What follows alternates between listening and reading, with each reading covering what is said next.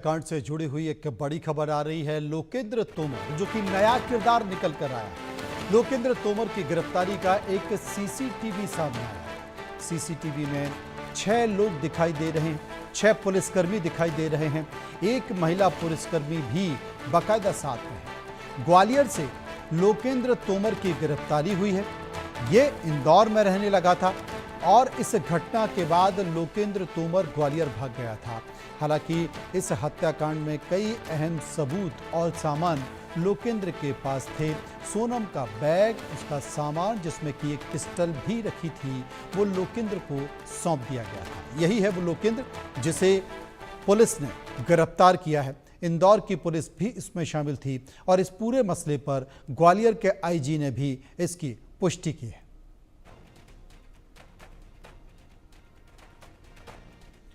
एहतियाब शेख हमारे संवाददाता इस वक्त हमारे साथ बने हुए। एहतियाब, लोकेंद्र से क्या क्या खुलासे हो सकते हैं और किन बातों से पर्दा लोकेंद्र का जवाब हटा सकता है?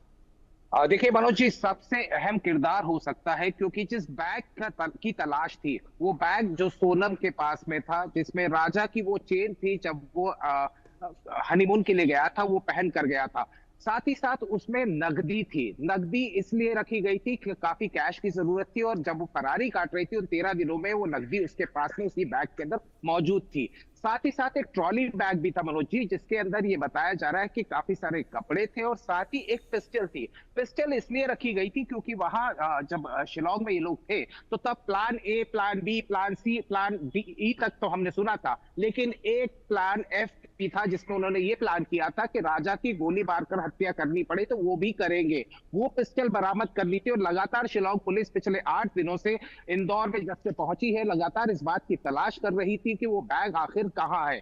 सूत्र जुड़ते गए, कड़ियां जुड़ती गई। इस पजल के अंदर सबसे पहला किरदार जो सामने आया वो था सिलोम जेम्स। सिलोम वो व्यक्ति था जिसने कि ये फ्लैट किराए पर दिया था और उसके बाद एक सीसीटीवी फुटेज, क्योंकि उस बिल्डिंग के अंदर कोई सीसीटीवी नहीं था मनोज जी, लेकिन एक सीसीटीवी फुटेज जब खंगाला शिलोंग की पुलिस ने तो देखा कि उसमें सिलोम जेम्स उस बिल्डिंग के अंदर जाता है, अपनी कार को बैक करता है और उसमें एक बैग रखता हुआ नजर आता है। वहीं से पुलिस को शक हुआ और इसे उठाया गया।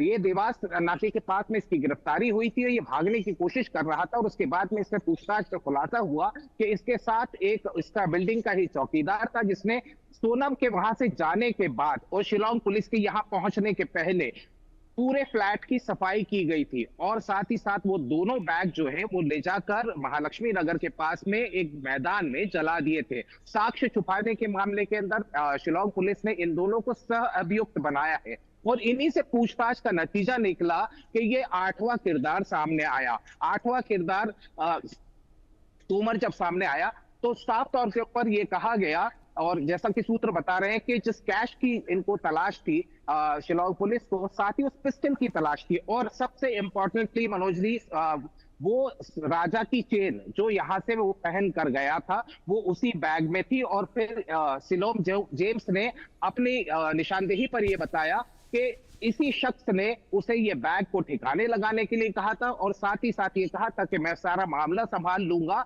आप केवल बैग को ले जाकर जला दीजिए।